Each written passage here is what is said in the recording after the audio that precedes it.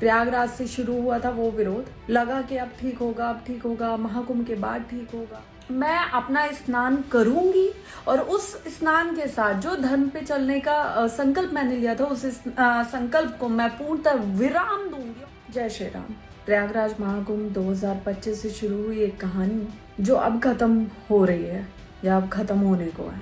इस एक साल में मैंने बहुत सारे विरोध का सामना किया है। प्रयागराज से शुरू हुआ था वो विरोध, लगा कि अब ठीक होगा, अब ठीक होगा, महाकुंभ के बाद ठीक होगा। लेकिन मैंने जो कुछ भी करने की कोशिश की धर्म के रास्ते पे चलते हुए, मैं क्या कर रही थी? मैं कोई गलत काम नहीं कर रही थी, मैं चोरी चकारी नहीं कर रही थी, मैं लूटपाट नहीं कर रही थी, मैं बलात्कार नहीं कर रही थी। लेकिन मैं जो भी धर्म के रास्ते पे आगे बढ़ने के लिए कर रही थी, उसे बार बार रोका गया, मेरा मनोबल बार बार तोड़ा गया। जिनको लगता है कि महाकुंभ से अभी तक मैंने धर्म को धंधा बना के करोड़ों रुपए छाप लिए, मैं आज बहुत उधारी में हूँ। और धर्म में आने से पहले जब मैं एंकरिंग कर रही थी, मैं एक प्राउडी एंकर थी। मैं अपने प्रोफेशन को बहुत गर्व से बोलती हूँ कि मैं जो कर रही थी बहुत अच्छा कर रही थी और मैं उसमें रह के बहुत खुश भी थी। देश से ज्यादा विदेशों में काम करके अच्छा खासा पैसा कमा रही थी। लेकिन यहाँ आने के बाद सिर्फ उधारी के अलावा कुछ नहीं बचा मेरे साथ। और सबसे बड़ी बात कि किसी का साथ भी नहीं है।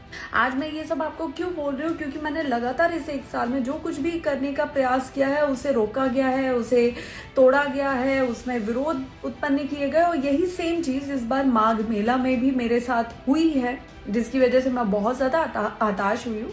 जबकि मैंने ऐसा कुछ भी नहीं किया जिसकी वजह से मेरा विरोध किया जाए। लेकिन विरोध करना शायद हमारे देश में यही एक चीज बहुत आसान है। और एक लड़की के साथ अगर आप उसका मनोबल नहीं तोड़ पा रहे हो, कुछ नहीं कर पा रहे हो, तो उसके चरित्र का हनन करो, फिर तो वो टूटेगी ही टूटेगी। तो भाई आप अपना धर्म अपने पास रखें। मैं कोई माँ सीता नहीं हूँ जो मैं अग्नि परीक्षा दूंगी। एक साल से जितनी परीक्षाएं देनी थी, जितना जो करना था मैंने कर लिया। अब बस बहुत हुआ।